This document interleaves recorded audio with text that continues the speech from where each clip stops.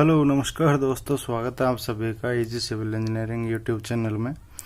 तो दोस्तों, पिछले लेक्चर्स में हमने कई सारी फंडामेंटल प्रॉपर्टीज ऑफ सॉइल देखी थी, इंडेक्स प्रॉपर्टीज ऑफ सॉइल देखी थी और उनके बीच में रिलेशंस देखे थे और कैसे कैसे उन प्रॉपर्टीज को, फंडामेंटल प्रॉपर्टीज को कौन कौन से टेस्ट के द्वारा फाइंड आउट किया जाता है, वो सब टेस्ट हमने देखे थे। जैसे कि यूनिट वेट हो गया, वाटर कंटेंट हो गया, स्पेसिफिक ग्रेविटी है, इन सब चीज़ों को कौन कौन से टेस्ट के द्वारा हम फाइंड आउट कर सकते हैं, वो सब चीज़ें हमने देखी। तो अगले लेक्चर में, इस लेक्चर में आज हम बहुत ही इम्पोर्टेंट टॉपिक है पार्टिकल साइज डिस्ट्रीब्यूशन। इस टॉपिक से हमेशा 99% हमेशा चांसेस रहता है किसी भी कॉम्पिटिटिव एग्जाम्स में एक क्वेश्चंस हमेशा आने के चांसेस 99% या फिर 100% बोल सकते हैं, हमेशा चांसेस रहते हैं। तो आज हम इस टॉपिक को कवर करेंगे, देखेंगे कि पार्टिकल साइज डिस्ट्रीब्यूशन होता क्या है, कैसे होता है, कौन से प्रोसेस के थ्रू हम पार्टिकल साइज डिस्ट्रीब्यूशन करते हैं।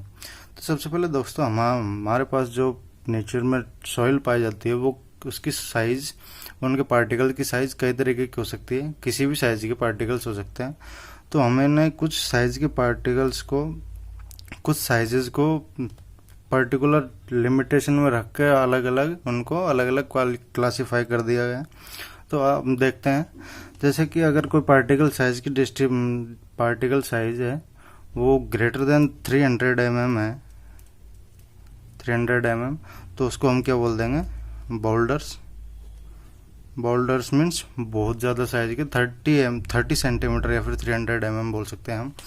इसके बाद में अगर 80 mm टू 300 mm साइज है किसी भी पार्टिकल की, सॉइल पार्टिकल की, तो उसको हम क्या बोल देंगे, कोबल्स बोलते हैं। और अगर 4.75 mm टू 80 mm साइज है, उसको हम क्या बोलेंगे, ग्रेवल। ठीक है। 75 माइक्रोन टू 4.75 mm, इसको हम क्या बोल देंगे, सैंड। ठीक है दोस्तों। और अगर 2 माइक्रोन टू 75 माइक्रोन से जो भी इनके बीच में जो भी पार्टिकल्स साइज लाई करेगी, उसको हम क्या बोल देंगे, सिल्ट। ठीक है दोस्तों। नेक्स्ट हम देखते हैं, अगर जो लेस देन 2 माइक्रोन है, 2 माइक्रोन से भी लेस देन है पार्टिकल साइज, तो उसको हम क्या बोल देंगे, क्ले। ठीक है दोस्तों। तो हमने कुछ लिमिटेशंस, कुछ बाउंड्रीज तय की गई है जो भी पार्टिकल की साइज है। अगर 2 माइक्रोन से लेस देन उस पार्टिकल की साइज है, तो उसको हम क्ले बोलेंगे। 2 माइक्रोन से 75 माइक्रोन के बीच में है, तो वो सिल्ट हो जाएगी। और 75 माइक्रोन से लेकर 4.75 mm तक है, तो वो सैंड हो जाएगी। और 4.75 mm टू लेकर 80 mm तक अगर साइज लाई करती है, तो वो ग्रेवल बनेगी। और अगर 80 mm से 300 mm के बीच में, तो कोबल्स। और ग्रेटर देन अगर 300 mm है, तो वो क्या हो जाएगा, बोल्डर्स मीन्स जो 30 सेंटीमीटर बहुत ज़्यादा साइज हो जाएगी, बहुत लार्ज स्टोन्स होते हैं, उनको हम क्या बोलते हैं, बोल्डर्स। ठीक है दोस्तों। तो अब हम इन दोनों में, अगर ये सिल्ट और क्ले जो 75 माइक्रोन से लेस देन जो भी हो, जो जिस भी पार्टिकल की साइज 75 माइक्रोन से लेस देन होगी, उसको हम क्या बोलेंगे, फाइन ग्रेन्ड सॉइल।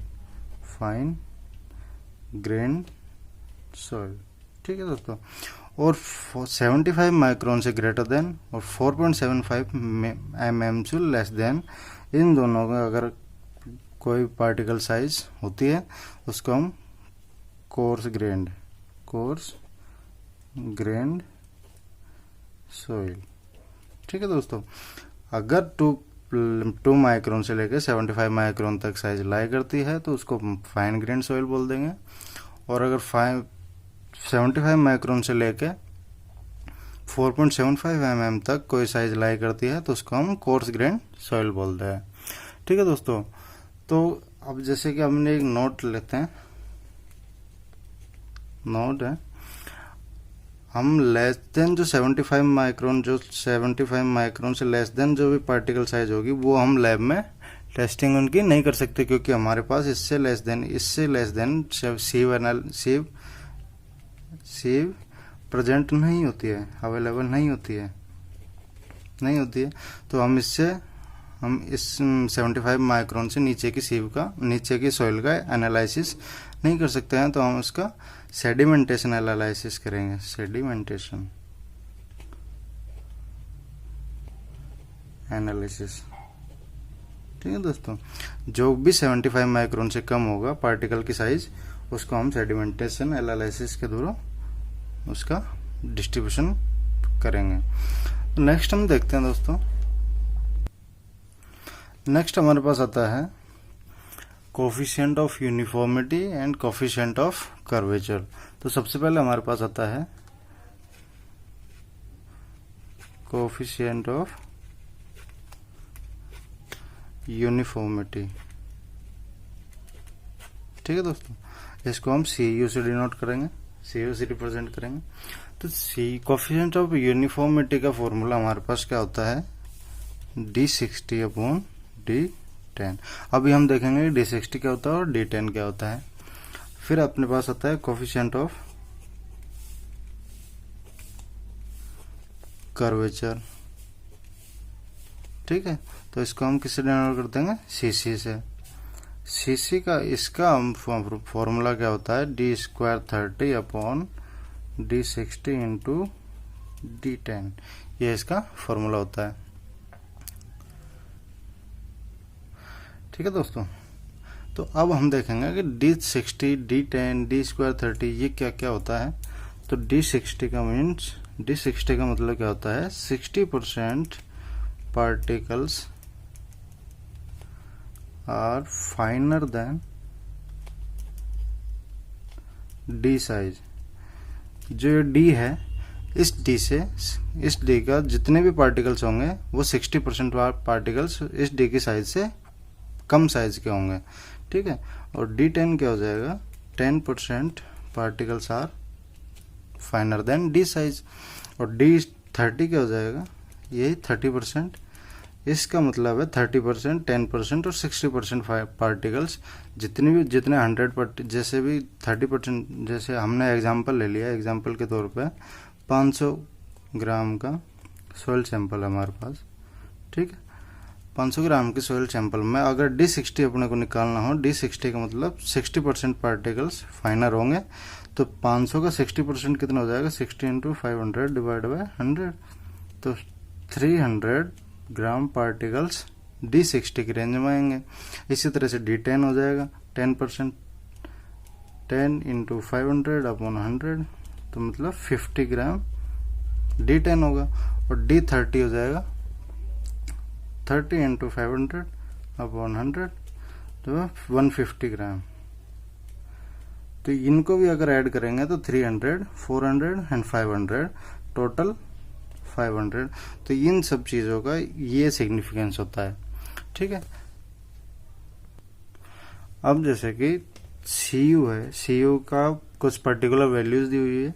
तो CU अगर ग्रेटर देन 6 है, या फिर CU अगर ग्रेटर देन 4 है, या फिर CU इक्वल्स टू 1 है, तो क्या क्या होगा देखते हैं। CU अगर ग्रेटर देन 6 है तो ये कौन सी सॉइल होगी, वेल ग्रेडेड सॉइल, ठीक है दोस्तों। और अगर CU ग्रेटर देन 4 है तो वेल ग्रेडेड सॉइल नहीं, सैंड होगा ये, ठीक है। वेल ग्रेडेड ये सैंड हो जाएगी, ठीक है। और अगर CU इक्वल टू 1 है तो यूनिफॉर्मली ग्रेडेड सॉइल हो जाएगी, यूनिफॉर्मली ग्रेडेड सॉइल, ठीक है। अब हमेशा CU जो कोएफिशिएंट ऑफ यूनिफॉर्मिटी है वो हमेशा डिसाइड करता है, CU always decides particle size distribution, ठीक है दोस्तों। ऐसे ही हमारे पास CC की वैल्यू भी है। तो CC की वैल्यू कितनी हो जाएगी, अगर 1 से greater than equal to CC की वैल्यू है और लेस देन 3 है, लेस देन 3 या फिर इक्वल टू 3 है, तो ये वेल ग्रेडेड सॉइल होगी। और अगर CC less than equal to 1 है और CC greater than equal to या फिर ग्रेटर देन ओनली 3 है, तो ये होगा gap sorry gap graded soil. ठीक है दोस्तों, तो हमेशा जो सीसी है ये तो शेप को डिनोट कर देगा, शेप डिसाइड करता है, और सीयू क्या है, पार्टिकल की साइज डिसाइड करता है। ठीक है, अब हम इसको एक क्वेश्चन के थ्रू, एग्जांपल के थ्रू भी समझ सकते हैं। अब जैसे कि इसका एग्जांपल हम ले, कोई भी एक क्वेश्चन ले लेते हैं, जैसे कि ये क्वेश्चन नंबर, तो अपने एग्जांपल लिया जैसे कि 1000 ग्राम का एक सॉइल सैंपल लिया है, उसको अलग अलग शेप से, जैसे कि ये अलग अलग शेप है। ठीक है, मान लिया कि ये पेन होगा 75 माइक्रोन की शेप है, 150 की है, 300 की है, 600 की है, 1.18 mm की है, 2.36 mm की है, 4.75 mm की शीव है। ठीक है, ये मान के चल रहा है। और जैसे कि 1000 ग्राम का जो सॉइल सैंपल है वो हमने इन शेप से एनालिसिस किया, तो जब माना कि 30% 4.75 mm की शेप पर रिटेन हो गया, 70 इस पे रिटेन हो गया, जस्ट सपोज कुछ भी आप मान सकते हैं, इस पे 150 मान लिया, इस पे भी 150 मान लिया, इस पे 200 मान लिया, इस पे 300 ग्राम मान लिया, 30 70, और अगर इनको ऐड करेंगे तो वही 1000 ग्राम आना चाहिए सॉइल सैंपल। तो जैसे कि हमने ये 8 सीव ली और इन पर इतना ग्राम रिटेन हो रहा था हर एक सीव पे, तो हम एक चीज तो पहले से ही मानते हैं कि परसेंटेज फाइनल क्या होगा, परसेंटेज फाइनल हो जाएगा 100 minus cumulative retain, cumulative retain. ठीक है, अब जैसे कि हमें सीयू निकालना है, तो सीयू का फॉर्मूला हमने पास क्या था, D60 अपॉन D10। तो 60 का मतलब क्या होता है, 60% particles are finer than D size. तो हमारे पास टोटल सैंपल कितना था, D60 निकालना अपने को, तो टोटल सैंपल अपने पास 1000 था, 1000 gram into 60% particles are finer. तो 60% पार्टिकल्स कैसे निकालेंगे, 600 ग्राम हो गया। तो 600 ग्राम पार्टिकल्स फाइनर होंगे इस साइज से, डी साइज से। तो 600 अगर नीचे से काउंट करें अपन, तो 7 300 400 600, तो ये यहाँ पे आके 600 अपने पास हो गया। तो 600 की वैल्यू अपने पास 600 माइक्रोन पे आके मिली, तो D60 की वैल्यू अपने पास 600 माइक्रोन हो जाएगी। ऐसे हम D10 की वैल्यू निकाल सकते हैं। D10 की वैल्यू कैसे निकलेगी, 10% पार्टिकल 10 अपॉन 100 इंटू 1000 ग्राम टोटल था, तो ये तो 100 ग्राम ये हो गया। तो फिर वही नीचे से हम ऐसे सोचेंगे, तो 70 30 प्लस कितना करेंगे, 100 हो गया। तो 100 किस पे आके हुआ, 150 माइक्रोन पे आके हुआ। तो D10 की वैल्यू यहाँ पे कितने जाएगी, 150 माइक्रोन। अब हम आराम से यहाँ से CU निकाल सकते हैं। CU क्या हो जाएगा, CU होगा 600 माइक्रोन अपॉन में 150 माइक्रोन। तो CU की वैल्यू यहाँ पे 4 आ जाएगी। इसी तरह से हम CC भी निकाल सकते हैं। ठीक है,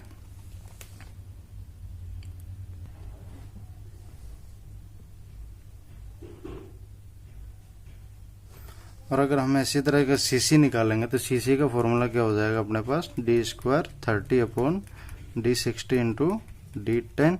तो हमें D60 अपने पास है, D10 अपने पास है, तो D30 अपने को निकालना है। तो 30 कैसे निकालेंगे, 30% 30 अपॉन 100 इंटू 1000, ये हो गया। तो 300 ग्राम्स हो गया। यहाँ से 300 ग्राम्स कैसे आएगा, यहाँ से 100 और 300 मतलब ये 150 माइक्रोन। तो यहाँ से CC की वैल्यू हम 300 ग्राम पे कौन सी है, 300 ये वैल्यू पुट करेंगे, 300 स्क्वायर अपॉन 600 इंटू 150। तो यहाँ से जो आएगा वो हमारा CC की वैल्यू हो जाएगी। तो दोस्तों ये था हमारा पार्टिकल साइज डिस्ट्रीब्यूशन का एक एग्जांपल। और अगर जैसे कि हम एक कर्व बनाते हैं, कर्व में ये परसेंटेज फाइनर का हो गया, और ये जैसे कि ये परसेंटेज फाइनर है, ठीक है, और ये सीव्स है 75 माइक्रोन, सॉरी 75 माइक्रोन,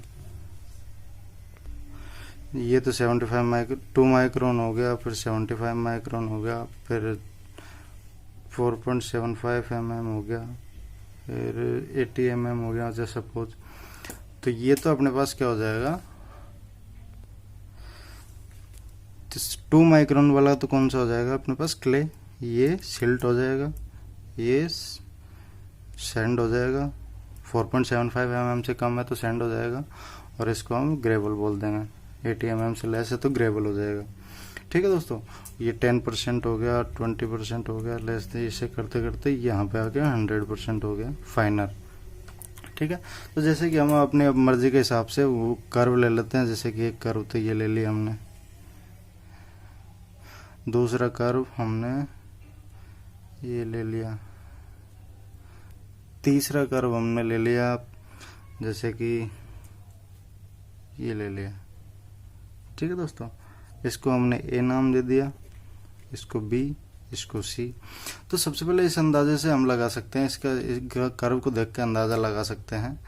तो इसे जो ए है, ए कर्व है, इसमें क्ले भी शामिल है, सिल्ट भी शामिल है, सैंड भी शामिल है, ग्रेवल भी शामिल है, क्योंकि ये कर्व यहाँ से स्टार्ट होकर यहाँ तक जा रहा है, मतलब क्ले से स्टार्ट होकर ग्रेवल तक पहुँच रहा है। तो इसको हम क्या बोल देंगे, ए को ए इज वेल ग्रेडेड, मतलब इसमें हर तरीके के ग्रेड, हर ग्रेड का सॉइल पार्टिकल्स प्रेजेंट होता है, तो इसको क्या बोल देंगे, वेल ग्रेडेड सॉइल। ठीक है, अब जैसे कि हम बी और बी कर्व को देखेंगे, ये बी है, ये यहाँ से ऐसे ऐसे ये आ रहा है, तो मतलब बी में ओनली सैंड के पार्टिकल होंगे, ओनली सैंड के पार्टिकल होंगे, तो मतलब बी पुअरली ग्रेडेड हो जाएगा, पुअरली ग्रेडेड सॉइल। ठीक, और अगर हम सी ऑप्शन को देखें, सी कर्व को देखें, तो ये ओनली वन सिल्ट ही लेके चल रहा है, इसमें कोई और तरीके का पार्टिकल्स प्रेजेंट नहीं है, किसी और साइज के पार्टिकल्स प्रेजेंट नहीं है, तो इसको हम क्या बोल देंगे, यूनिफॉर्मली ग्रेडेड सॉइल। ठीक है दोस्तों, तो हम क्या, अगर हमें कर्व भी दिया जाए, कर्व के हिसाब से हमें पता लगाना होगा कि कौन सी सॉइल वेल ग्रेडेड है, पुअरली ग्रेडेड है, या फिर यूनिफॉर्मली ग्रेडेड है, तो हम इस कर्व के थ्रू भी हम पता लगा सकते हैं, या फिर हम अंदाज़ा लगा सकते हैं कि कौन सी सॉइल किस टाइप की है। तो दोस्तों, आज का टॉपिक ये था हमारा पार्टिकल साइज डिस्ट्रीब्यूशन। इसका हमने कैसे पार्टिकल साइज डिस्ट्रीब्यूशन होता है, कौन कौन सी कर्व, कितने साइज की सॉइल होती है, कौन कौन से sand, silt, clay, gravel, cobbles and boulders, इनकी साइजेस पढ़ी हमने, और कई सारे एग्जांपल्स भी देखे हमने इसका कि कैसे सॉल्व किया जाता है, कोएफिशिएंट ऑफ यूनिफॉर्मिटी कैसे फाइंड आउट किया जाता है, कोएफिशिएंट ऑफ कर्वेचर कैसे फाइंड आउट किया जाता है। तो दोस्तों, क्या होप कि आपको इतना ये लेक्चर बहुत पसंद आया होगा, और आपको अच्छा लगे तो प्लीज़ लाइक कीजिएगा, चैनल को सब्सक्राइब कीजिएगा और शेयर ज़रूर कीजिएगा, ताकि, और सब्सक्राइब करने के बाद में बेल आइकन को ज़रूर प्रेस कर लीजिएगा, ताकि आने वाली वीडियोज़ का नोटिफिकेशन आपको सबसे पहले मिले। तो तब तक के लिए दोस्तों, हैव ए नाइस डे। फिर मिलेंगे किसी और अन्य वीडियो के साथ में, तब तक के लिए have a nice day and thank you for watching, thank you so much.